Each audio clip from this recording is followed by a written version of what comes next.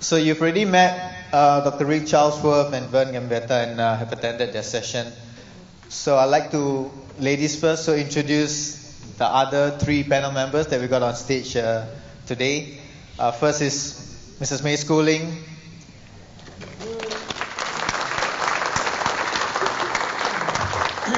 May is the mother of Singapore's first and only Olympian, gold medalist, Joseph Schooling, as you all know.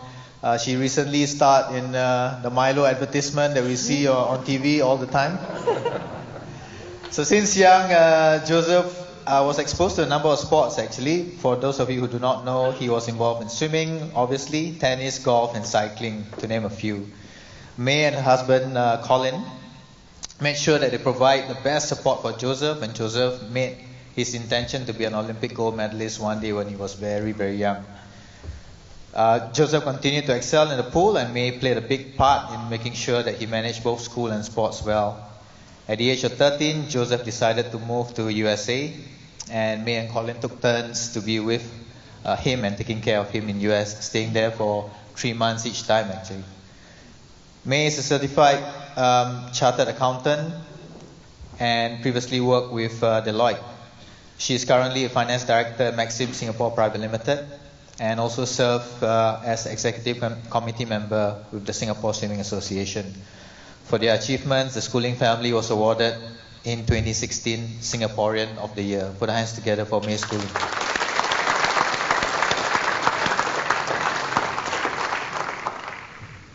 The other two legends I'll introduce in a short while. The first one is C. Kunalan, or affectionately known as Mr. K. Yes, Mr. K. Mr. K is currently a senior manager at Sports Singapore. He was previously an assistant professor at the National Institute of Education, where I was a student, and I must say I'm really privileged to have been his student when I was a trainee teacher some more than 20 years ago.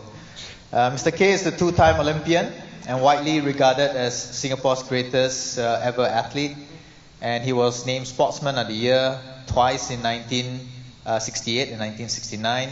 He won 5 Asian Games medals and 15 SEA Games medals. His feat of 10.38 in the 1968 Mexico Olympic Games 100-meter sprint stood for an amazing 33 years. He was recently honored with a hand and foot cast for his achievements in athletics and beyond, and these casts are proudly displayed at the Singapore Sports Museum. Congrats, Mr. K, for that honor. Thank you. Mr. C. Kunalan.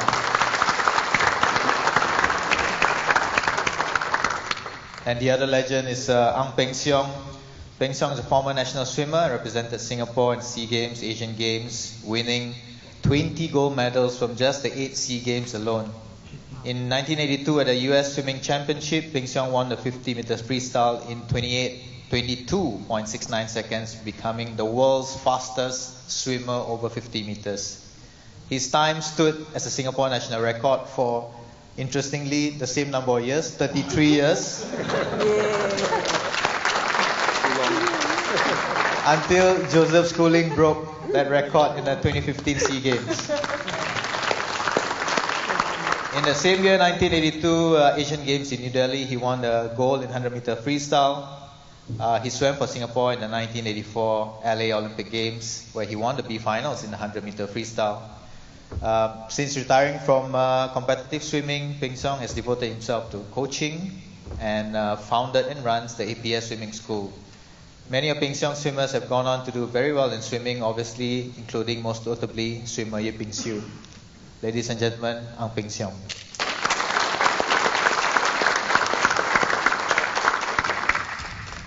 So before I read out some of the questions that may come in, or if you want to come to the mic to ask your questions, just on the topic, make Singapore great, or make Singapore sports great, maybe I'd like to invite the local legends here to just share your thoughts on what you think or your comments about that particular statement and what we need to do to make Singapore sports great.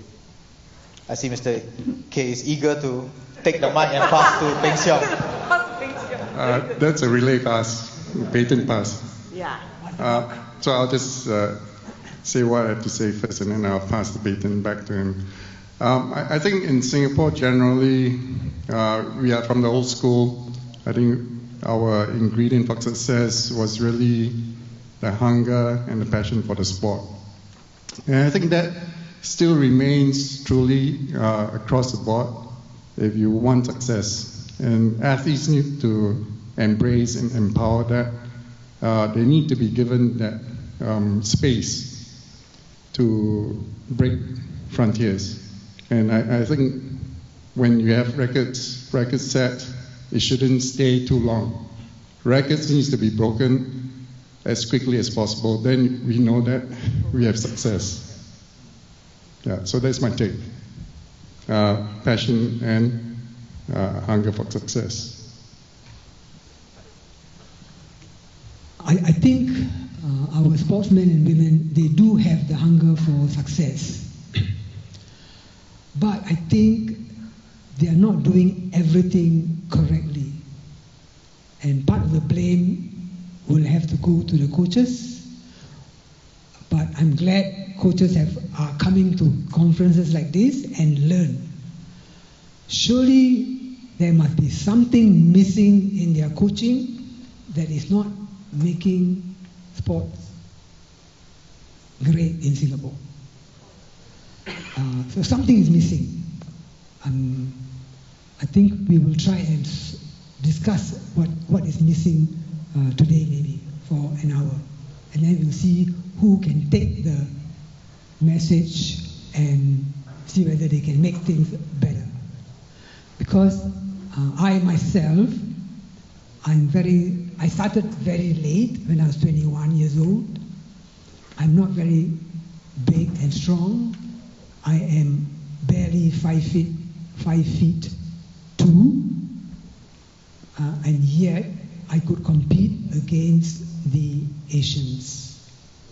So, and the time that I did, only a couple of people have done.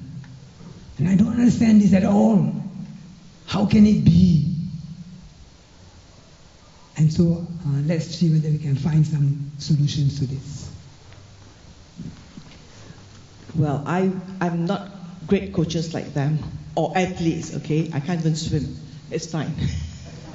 But you played softball for Penang. I played softball for Malaysia. It's fine.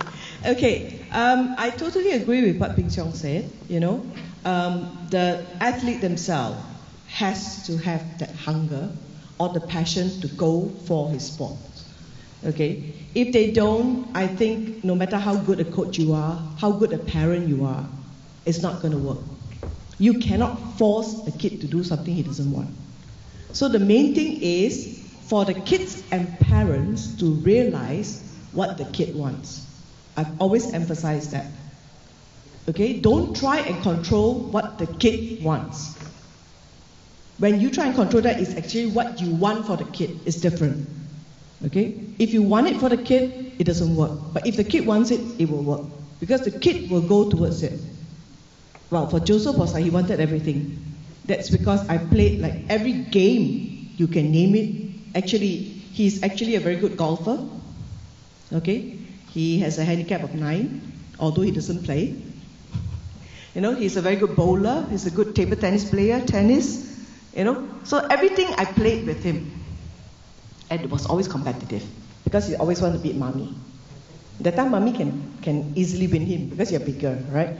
So when he went to school was when he had to decide. And he himself decided on swimming, not us.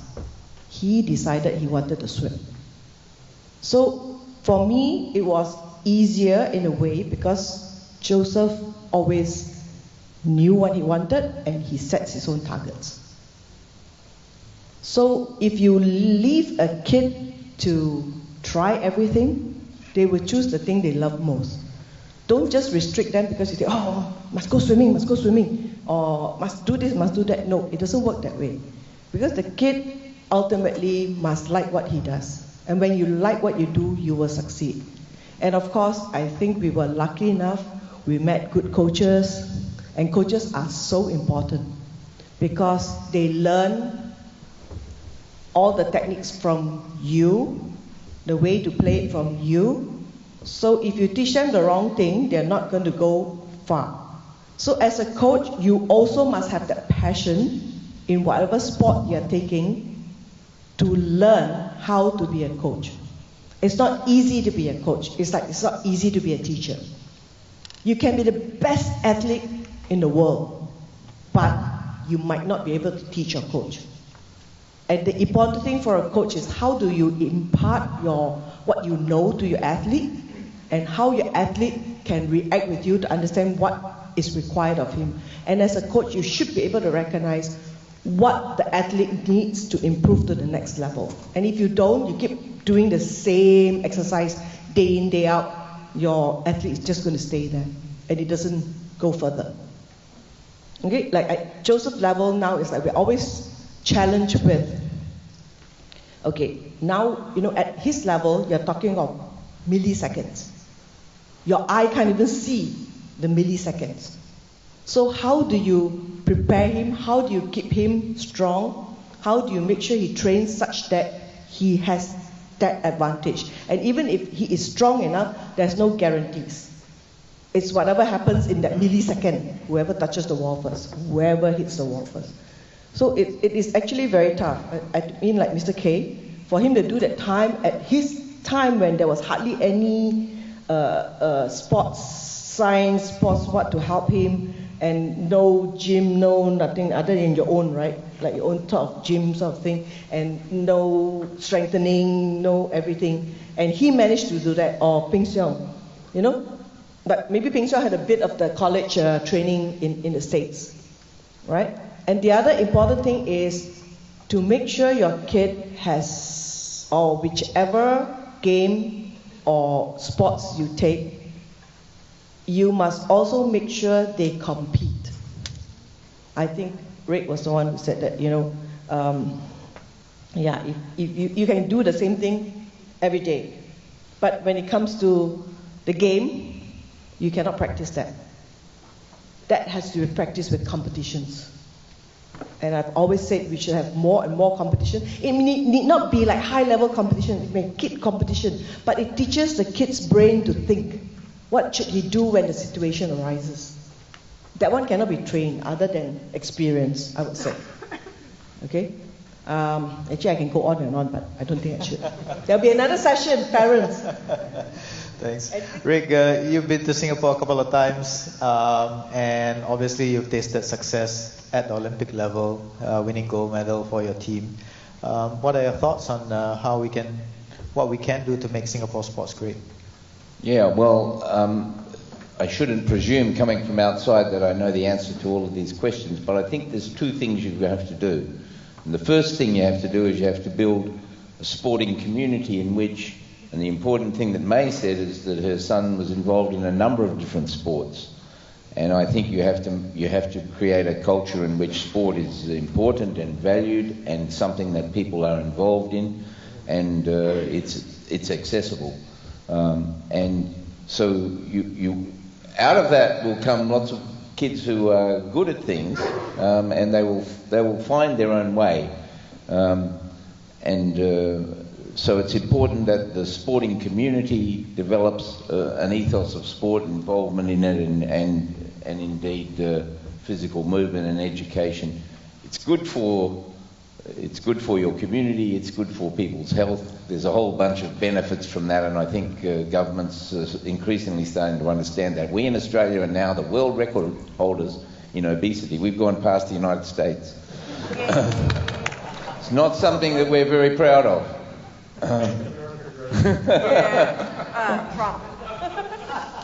So that's the first thing. You've got to have grassroots sport. You've got to have kids involved in it. You've got to have access to it. It's got to be everywhere. And I mean, it's interesting to speak to Matty, the floorball guy, saying, how many schools are playing that. I don't care what it is, but let's get them involved in sport, moving and doing that. You've got to have that. There has to be that. Now, out of that will come champions. Now, in the end, winning medals at the Olympics is only about two things, in my opinion. It's about money and numbers. And that's why China is at the top of the medal list now, because they've invested a lot and they have massive numbers. And so the tendency is to say, oh, well, what about us? We've only got 5 million, 4 million people or whatever. But east of Australia is a country called New Zealand, and they do damn well in international sport. They win medals at the Olympics, they win gold medals at the Olympics. So you can do it. The thing about that part of it, though, the elite performance, is that out of this groundswell of sport that's happening underneath, champions will come. In individual sports, that'll happen. And given the resources of the opportunity and quality coaching and all of the things that go with that, then those people will find their way, and they will, just so long as they have the support mechanisms around them and the possibility, then that sort of stuff will happen.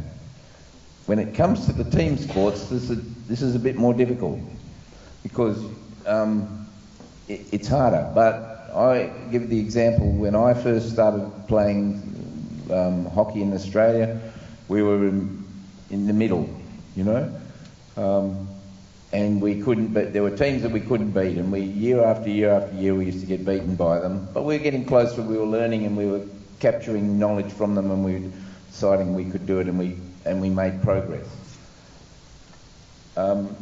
You need to find the sport where you have a competitive advantage, you know, and there are lots of sports around where, you know,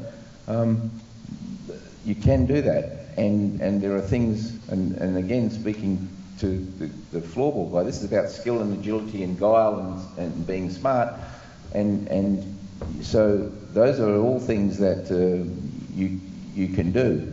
If you get a number of people playing, you put together a team, and over a period of time you set long-term goals, then you will progress up the ladder.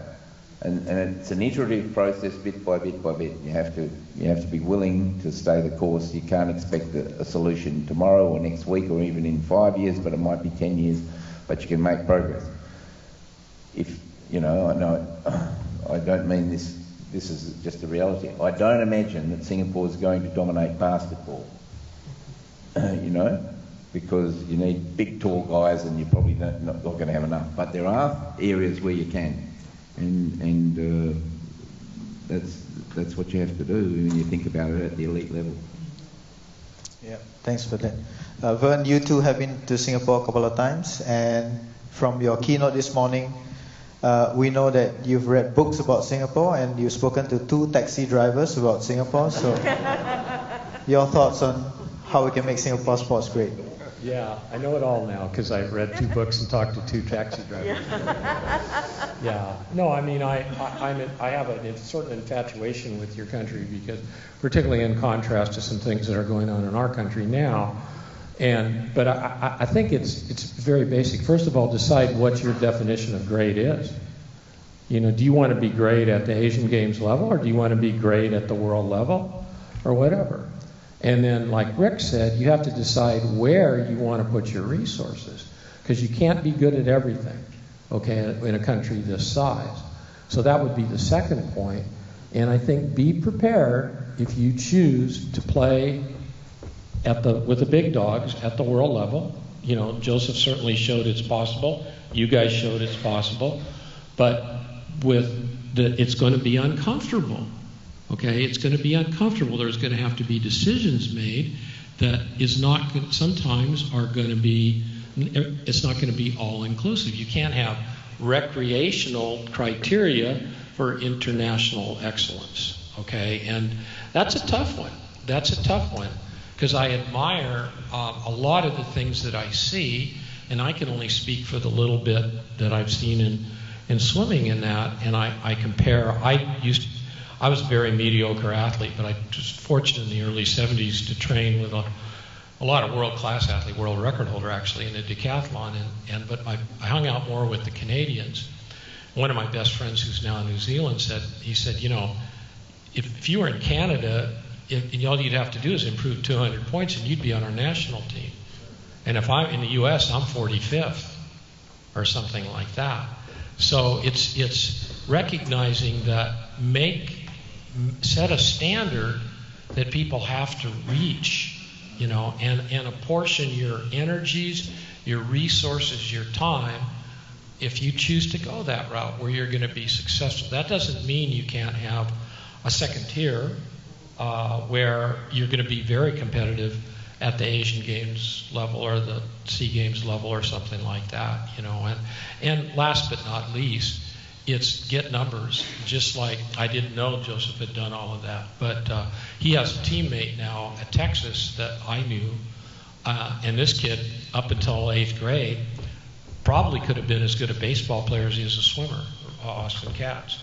And he's going to be good. I mean, he just barely made as a ninth freshman, and that's what I see. You know, you start digging into the stories, and you see that people that are successful at the highest level in a sport generally have some sort of multi-sport background. Yeah. The exception is the specialist, not the rule. You know, so but we always tend to look toward the exceptions. So school physical education is key. Important. School physical education is key. And school sport, you know, I mean, you can't recreate the United States.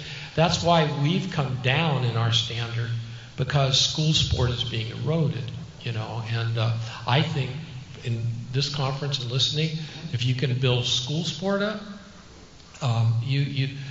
just because you're a small country doesn't have to be a disadvantage. New Zealand, I did a lot of work in Trinidad, you know, and that was the same message to them. Pick the sports that you can be really good in and be really good.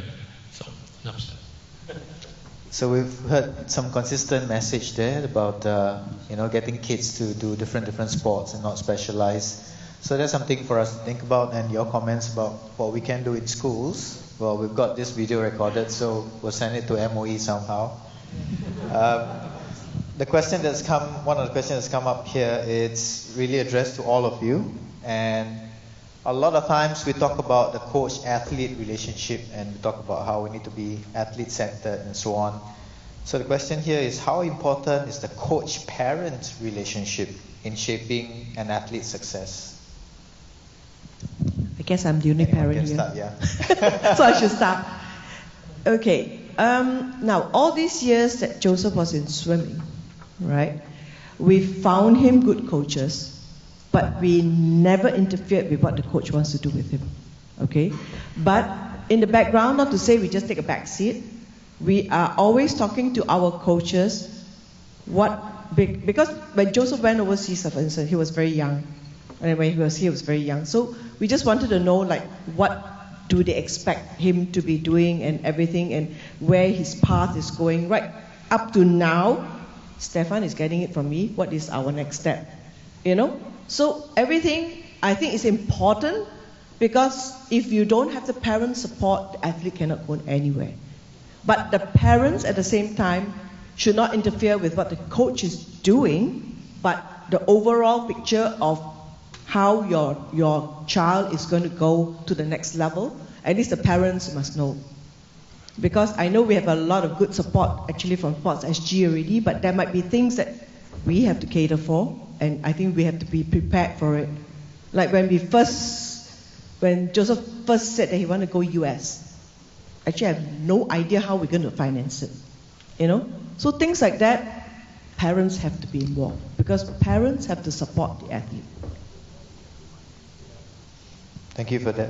Peng Siong, your thoughts? Okay. I think I got a different perspective on that, because when I grew up, my dad, being a coach and being successful coaching judo, I was a late bloomer at the age of 17. That's when I started swimming a lot faster.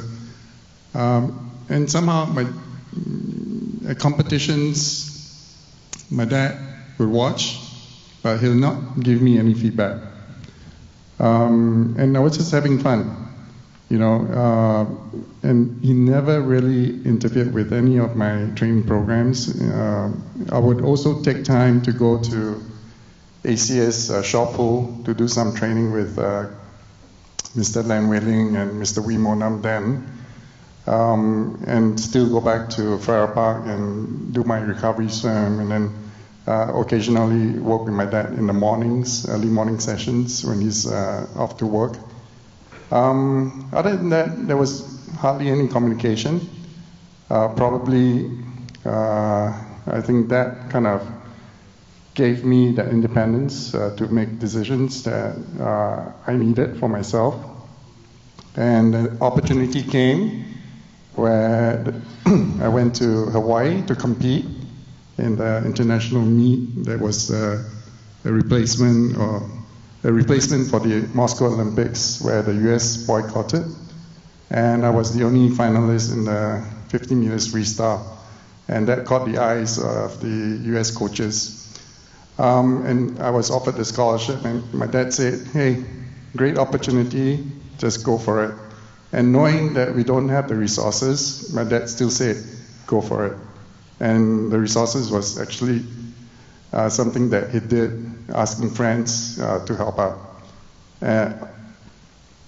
I think to this day, honestly, I don't know who actually stepped forward to help finance my trip there.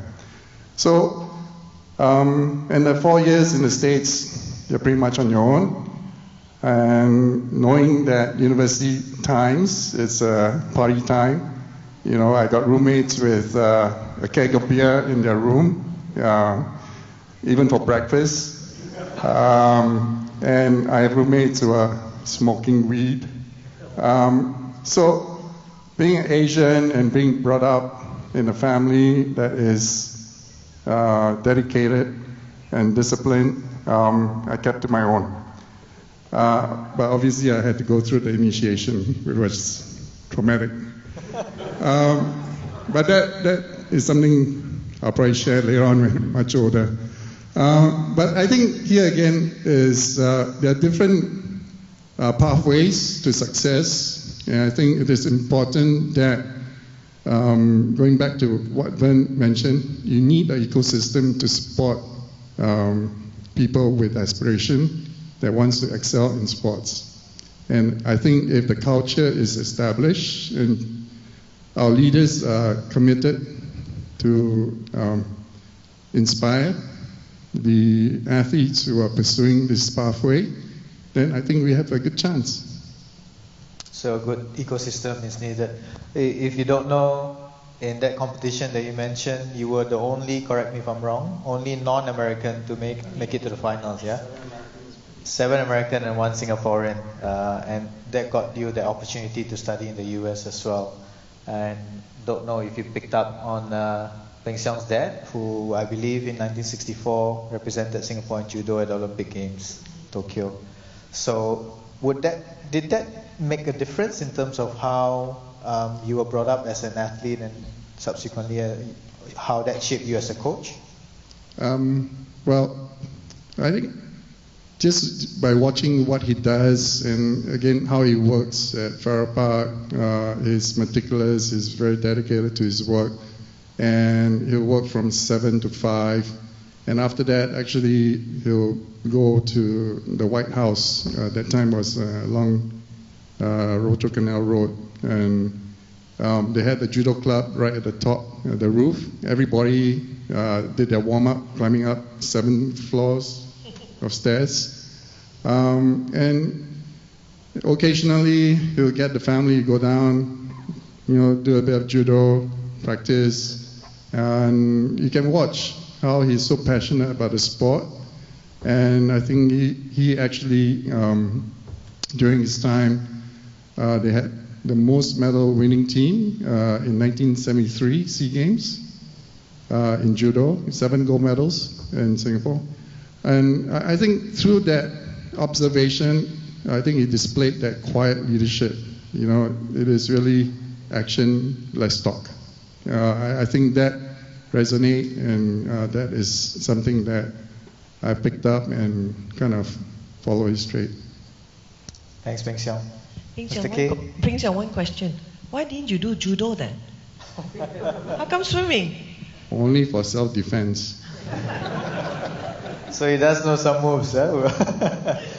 Mr. K, you also had a daughter, Mona, who did some sprinting as well. Coach, I think maybe, parent relationship? Maybe it's a good lesson for parents. My my wife and I, we were both sprinters. She was a sprinter even before I came on the scene. But we passed these genes to our 3 daughters. But our eldest daughter, she did a bit of running in primary school, secondary school, not much. She played a bit of softball, and then she said, "I don't like the sun." And so she joined the choir. But she was in the Siap Games. She was in the Siap Games in 1983 at the opening ceremony, singing in the choir. Yeah. I remember her JC teacher telling me, "Hey, this girl, she can do her 2.4 and get a gold without any much training." So she had some talent, but she didn't like the sun. Our third daughter was very talented. She went to the same school as the older sister, our second daughter. And then the teachers there said, "Hey, your name is Gunalan, you must run." And so they put her into the national track and field when she was in Sec 2. And she was in 100 meters without any training, and she won a bronze medal. So the talent was there. But as time went on, she went on to CJC, ran for CJC. She liked the companionship with the relay runners and so on. Then she said, "I like my friends and we like running, but I don't like the stress of competition."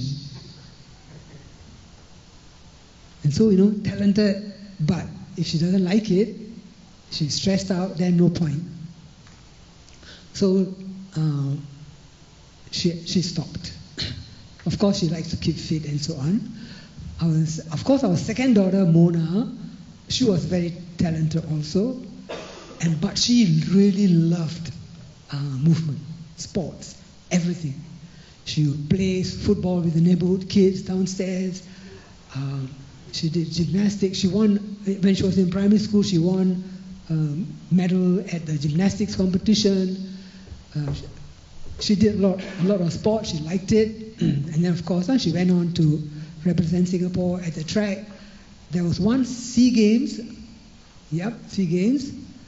where she was selected to play in the SEA Games for hockey, football, and athletics.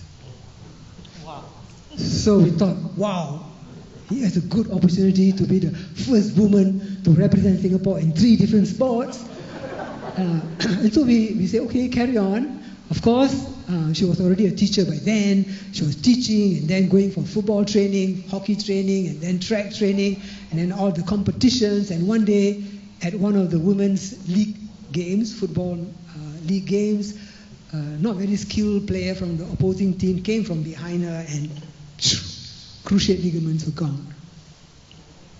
So, I don't know what lesson we get from this. Talented, loved sports. Should we have stopped her doing all those other sports? I don't have the answer to this. But very, very unfortunate that a very talented girl could not reach higher levels than just running a few relays at the SEA Games and then finishing with it. But but when I think about her and the support that she got, I think parental support was important. So her mom was the chauffeur, brought her to the stadium, and then we had a coach to coach her.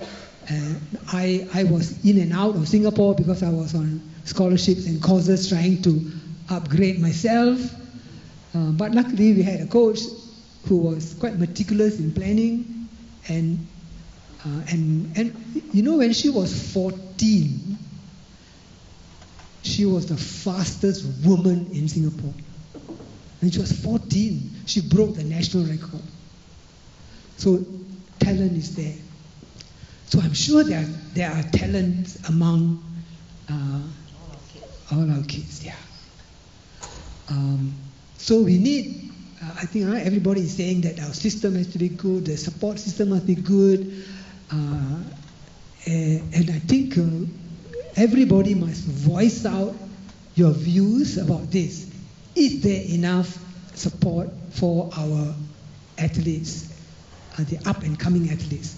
Maybe the ones who have reached a high level, we have good support, but the ones who are 14, 15, 16 and showing talent, what are we doing for them? Actually, I would say that now we have more support than when we started with Joseph, and that's quite late. Of course, Mona was even earlier than Joseph. And of course, Xiong also was like around Mona's age that time.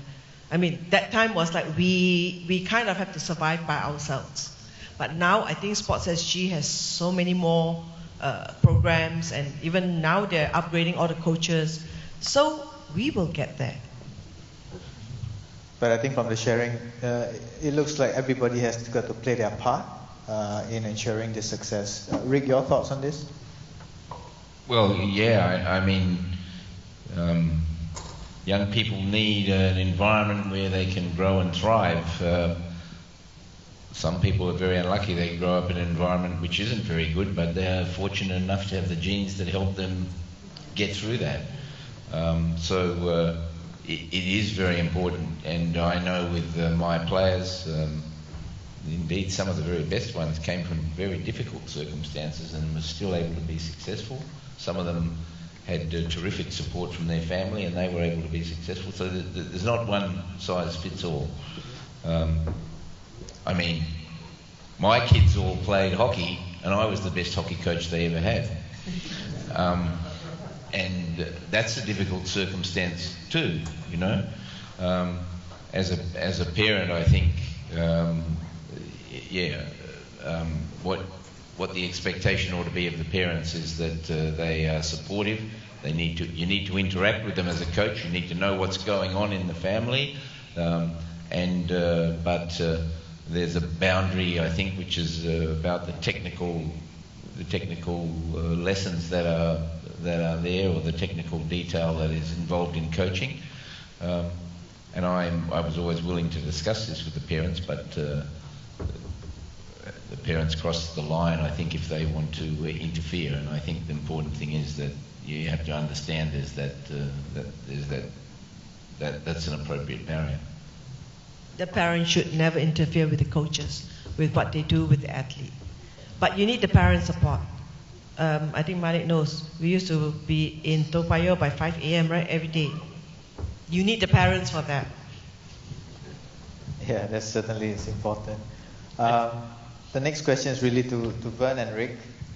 From your short and quick interactions with our local coaches here, what do you think will be some of the things that the coaches need to be thinking about and what they need to be doing in order to help achieve success, or in order to achieve success in sports, or to help their athletes achieve success in sports?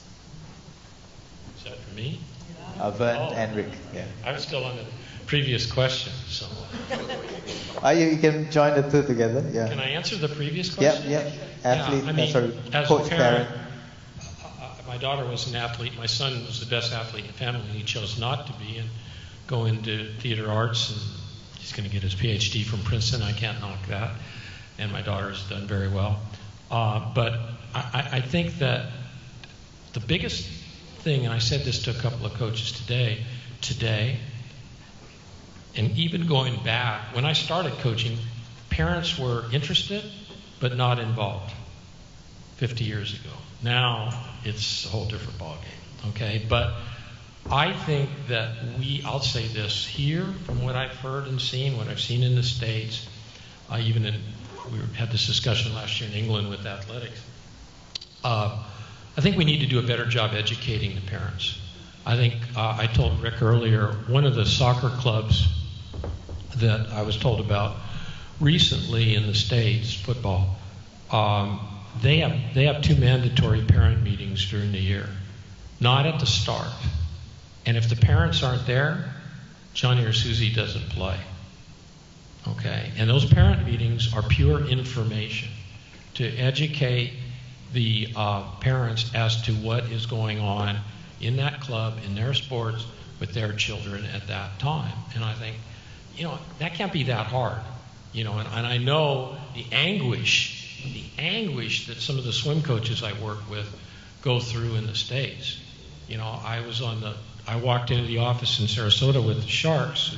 Mrs. Schooling is familiar with that team because Joseph swam against them, and the head coach, they had just won their 5th straight Y Nationals, and he was red. It was that Monday, and one of the mothers of the team, of the boy that had won 5 events, and was just, I could hear her yelling at him on the phone.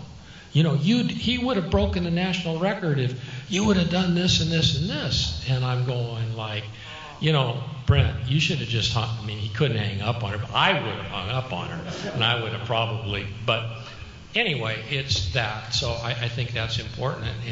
And the other thing is, to second what all of you said, is I'll never forget my daughter qualified for state meet in Florida 3 times in track, and she ran the 200 against Sonia Richards, if you know track and field, and they were the same division as us. And the race ended, and she still had the 4x4 to run, but it was hours. And she said, "Dad, let's go up in Gainesville." She said, "Let's go up to the student union and get something to drink." And I thought, this is funny, because she usually wants to be with her teammates. And she said, "Dad, we got about 500 yards from the track." And she said, "Dad, I'm not running track next year."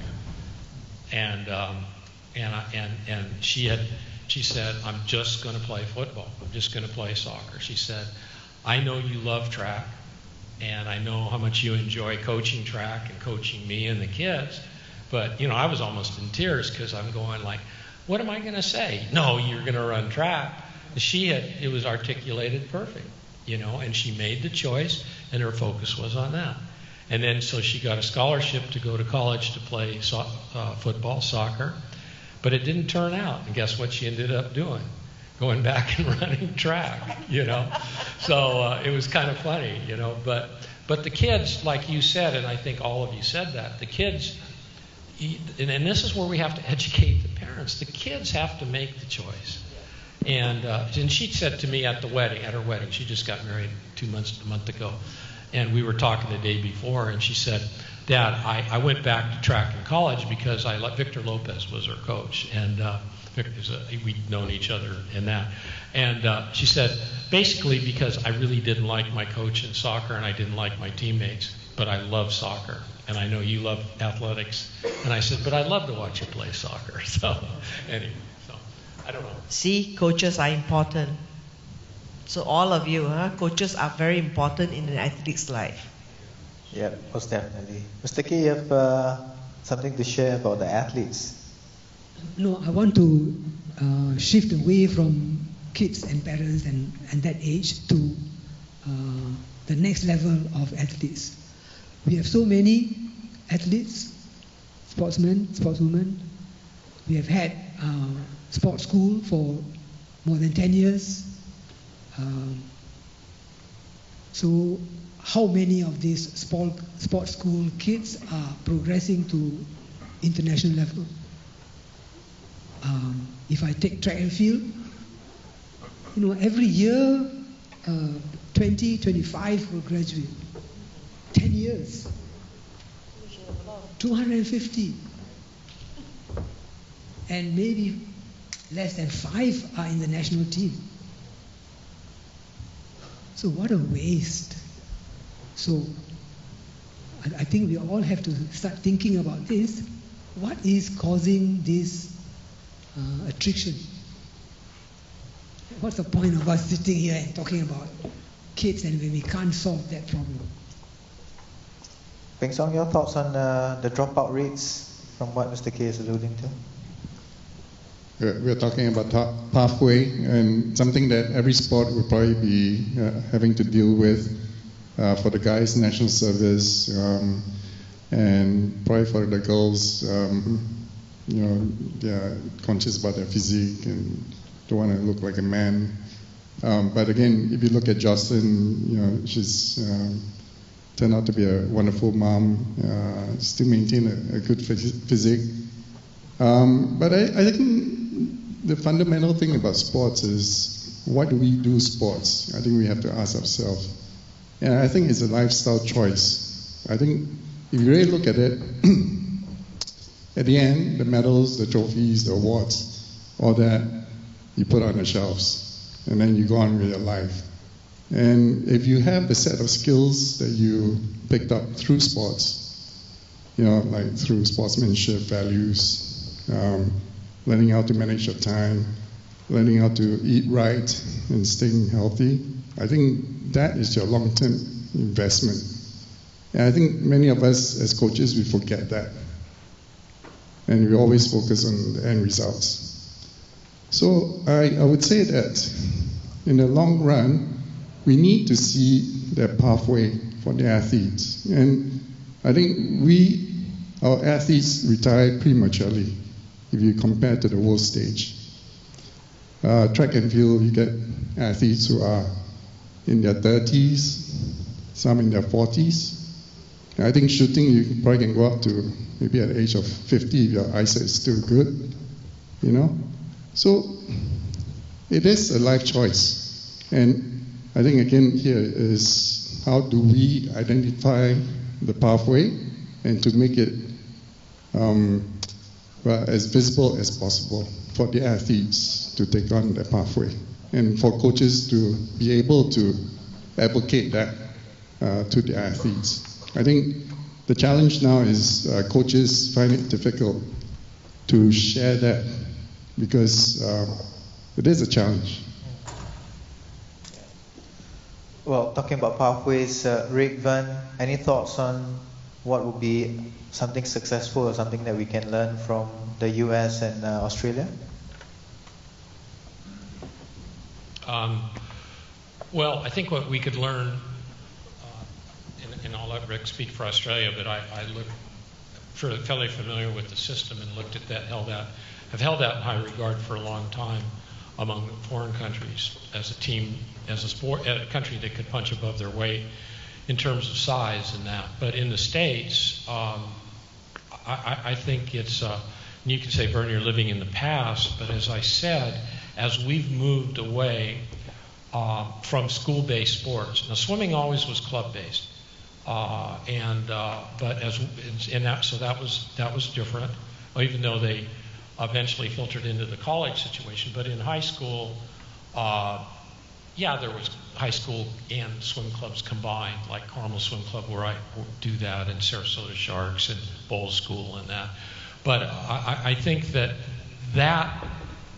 because now you're part of their community group. The schools were local, and I think we tend to forget, that sport and society don't operate independently. And so school-based, because you had teachers and that, and I don't know if we will ever go back, but I think you guys are kind of at the crossroads right now where you could make, and like with the sports school, like you said, I keep hearing that we have the sports school, but we're not producing sportswomen, so what, and because that's an opportunity. So that would be something that I would look at. And talent redirection. I mean, that's become, instead of a pathway, because we know that pathways, just like that diagram I put up about creativity, that pathways just, they're not existent. They look good in a textbook, but it doesn't work that way, but talent redirection, and look back, forget the negative parts of East Germany, but small country, 8 million, right? Wasn't it? 8 million? I think it was very small. Geographically bigger than you guys, but certainly they never let an athlete go. They would recycle them and recycle them and recycle them, once they got in the system. And I think a small country like Singapore, you have to always be looking. The coaches need to look at cooperating. So if Stefan sees a swimmer who isn't going to quite maybe succeed, then start talking triathlon, okay? Or you see somebody that's a cyclist that, you know, that isn't quite going to be there. Or you see a track sprinter who's running 48 point, but has a stature who could be a track cyclist. See, and start thinking about, well, how we're, you know, educate all the coaches so you have talent transfer. You know, that'll work. So if I can add to that, with our setup in a club, we have swimmers that moved on to canoeing, kayaking, diving, synchro, water polo, and actually triathlon, and some of them make very good track and field athletes. And as coaches, we have to be prepared to provide those options to the athletes. And again, it's all about communication and keeping an open mind and how you apply your coaching philosophy. Yeah, I can only endorse what has been said by Vern. I'm not a fan of the pathway. It's the big deal in Australia. But we've made a couple of fundamental errors. One of them is that we've moved away from school sport and school physical education and having teachers teaching in schools physical education. That's really hurt our sports system in Australia. There's good clubs and there's good local communities, and the private schools still hold on to the sport, but in the public schools it's been allowed to deteriorate, and that's why we're world champions in obesity now, I reckon.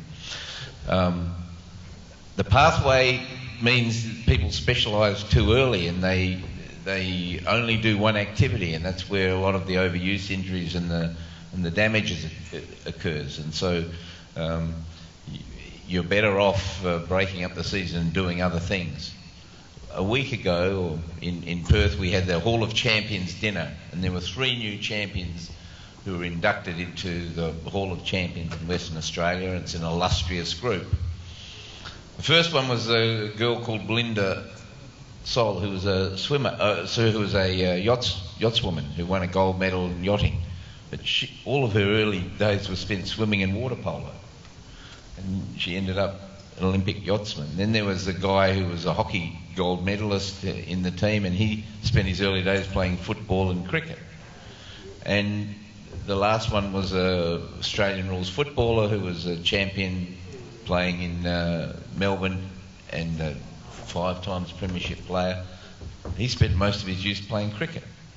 All of them had a story of multiple sports and other sports, and not early specialisation.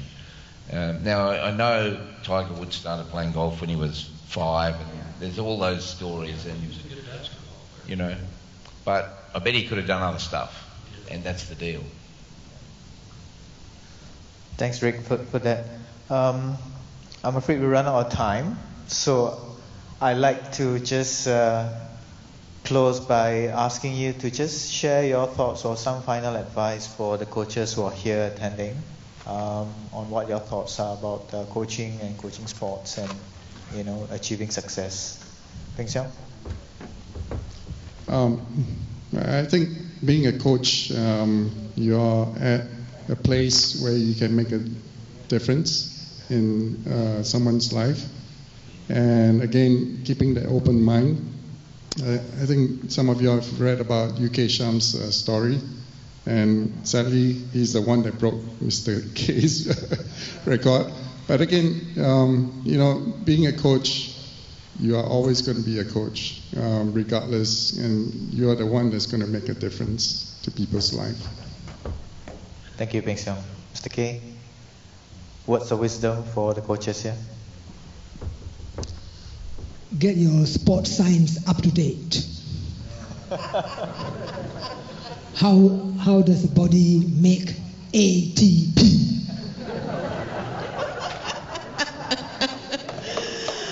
Actually, it's not only sports science, and I think coaches should always be upgrading themselves. And I'm glad, Troy, you set up this Coaches SG, because I think in Australia, in America, the coaches in every sport do get together and share. And that's so important, because every coach with your athletes, you learn something. and you learn something else that you can share. And it's so important. Keep upgrading. Thank you, May. Rick? Yeah, well, your responsibility every time you go to a session is to be well prepared and to make it fun and interesting. Make it fun and interesting. The people involved will learn, they'll enjoy it, and they'll want to come back again. Yep, agree fully. Thanks, Rick. Vern? This was one of my, I've gotten to be really good friends with him. I didn't meet him for my first few years of coaching, but was a mentor through writing. And I read something from Frank Dick, who was the chief athletics coach for England and for a long time. And this was like 1971 or 72. And he said, just remember that you're not coaching high jumpers or shot putters or sprinters. You're coaching people who high jump and shot put and sprint. And the longer I've coached, the more those words resonate. You know, with everything we can do today, it's still about establishing relationships and coaching people. You know, and within the different context of different cultures, regardless of the culture, you look at coaches across different countries that I've seen, and the ones that coach people are the ones that eventually end up being very, very successful. They have different ways of doing it, different styles, but they get it done. All right, thanks for that, Vern. Peng Siong, Kunalan, May, Rick, Vern, thank you so much for sharing your thoughts and opinions. Ladies and gentlemen, can we put our hands together for our panel?